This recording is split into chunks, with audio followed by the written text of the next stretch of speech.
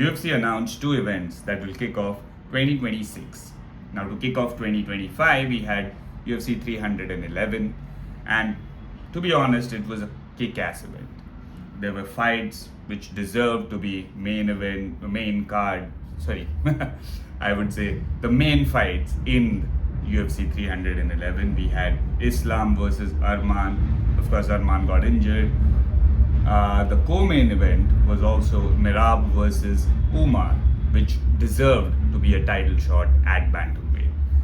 Even in the main event, it was the best matchup in lightweight to kick off the year, and it was a stacked event. But we can't say the same about UFC 324 because you're getting Justin Gaethje versus Paddy Pimblett for the interim lightweight championship. Now we know that Ilya put out that tweet that he needs to focus on his personal life. There are personal matters that need to be taken care of, and therefore he won't be fighting in the first quarter of the year, is what he tweeted.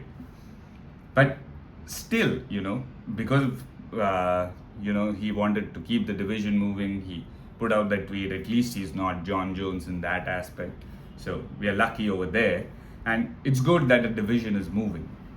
But you already have a number one contender.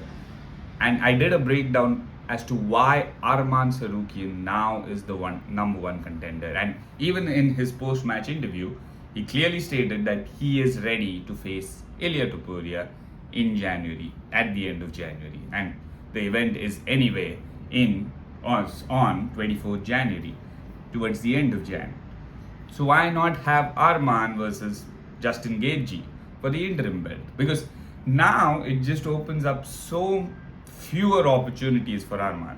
Now, does he have to fight again? Because obviously, if you have an interim champion amongst these two, you are going to give that champion a shot at the undisputed championship. Otherwise, you have the heavyweight situation again, where the interim champion has to defend his interim belt against a fighter, which is just pathetic, which was mismanagement to another level by Dana White. But now he's done the same thing. He's ignored Arman Tsarukyan, and for no reason whatsoever. What does Arman Tsarukyan need to do now to get a title shot? Because Arman defeated Dan Hooker in the most emphatic way possible, and still he can't get an interim lightweight championship shot. It was given to Justin Gaethje or Paddy Pimblett. And again, I say this again, yes, in isolation it was a good match to have Gaethje versus Paddy, because Paddy has not faced anybody in the top 5, and his progression would lead to him facing somebody in top 5. Ideally it should have been Charles Oliveira, because he would have been a better test than Justin Gaethje for Paddy Pimblett. But that is a different matter.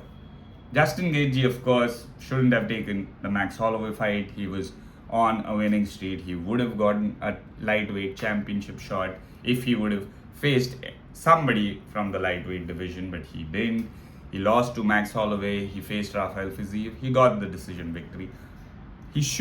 Does he deserve a title shot? Yes, I would say I did a breakdown where he did kind of deserve a title shot, but it should have happened this year, not at the beginning of the year, not when you're kicking off a year. You don't have an interim lightweight championship to kick off the year.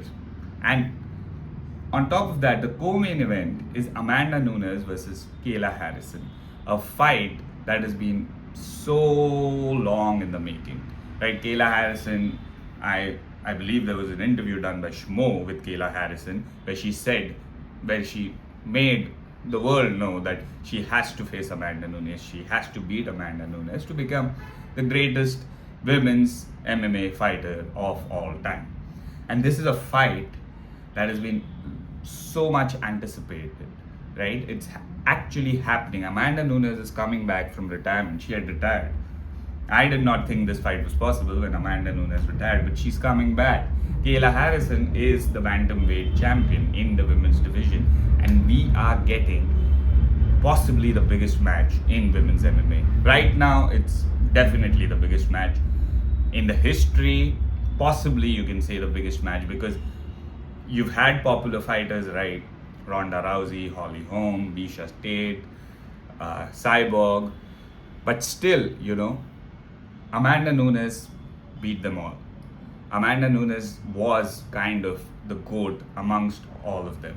I did say that Valentina Shevchenko is the GOAT for me, but still you can't water down Amanda's credentials. She is among the top three in the GOATs in WMMA.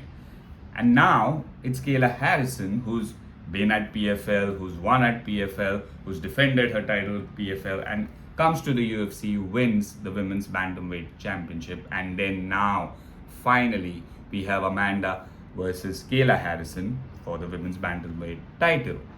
But that's not your main event. Your main event is an interim lightweight championship between Justin Gaethje and Paddy Pimblett, two fighters in the lightweight division who, according to me, are not even number one contenders. I mean, you're starting off the year on such a sucky note, right?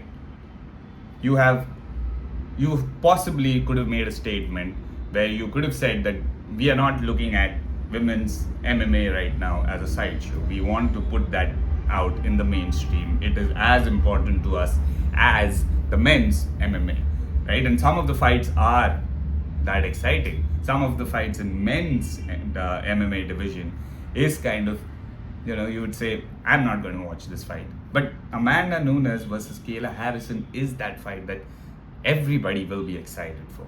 At least the core MMA fan group would be excited for it. I am excited for it. Everybody else who follows MMA is going to be excited for it. And to have that as a sideshow in your kickoff event, and to have an interim lightweight championship as your main event in the card just sucks. Just sucks big time. And that too, you have Justin Gaethje versus Paddy Pimblett. Sorry, I was about to say Arman Sarukian, right? Because that would make sense. But you have Gaethje versus Paddy Pimblett as the interim lightweight championship. Now, if Ilya was there and if he was facing, say, Justin Gaethje or Arman Sarukian, and if the co-main event then became Amanda Nunes versus Kayla Harrison, it all makes sense. But now your co-main event is Amanda Nunes versus Kayla Harrison, the biggest fight in women's MMA, a title, an undisputed title fight, is the co-main event, and your interim lightweight championship is the main event. And again, in UFC 325, we have a rematch for Diego Lopez. It's definitely a rematch for Diego Lopez, a rematch for Alexander Volkanovski. And the thing that pains me the most about it is Alex Volkanovski did not defend his championship against anyone else in this time. Now, maybe through no fault of his, because there were lesser contenders for him to face or defend his championship against. Movsar Evloev has been, out of action after he defeated Aljamain Sterling. I don't know why. What is happening behind the scenes? Is he injured? Does he not want to fight? Does Dana not want him to fight? We don't know. We don't know why he was pulled out of an event at Fight Night, right? And there was another contender who was making his way through the ranks. There was Leron Murphy, and when he got his knockout victory against Aaron Pico, everybody thought that Leron Murphy is going to be next in line to face Alexander Volkanovski for the featherweight championship. But no, because Diego Lopez defeated John Silva in the meanwhile, they decided to run it back. And again, Leron Murphy tweets that, it's now become a popularity contest. It's not now, it doesn't matter now who's the best. It's now about who's more popular, who can sell more tickets.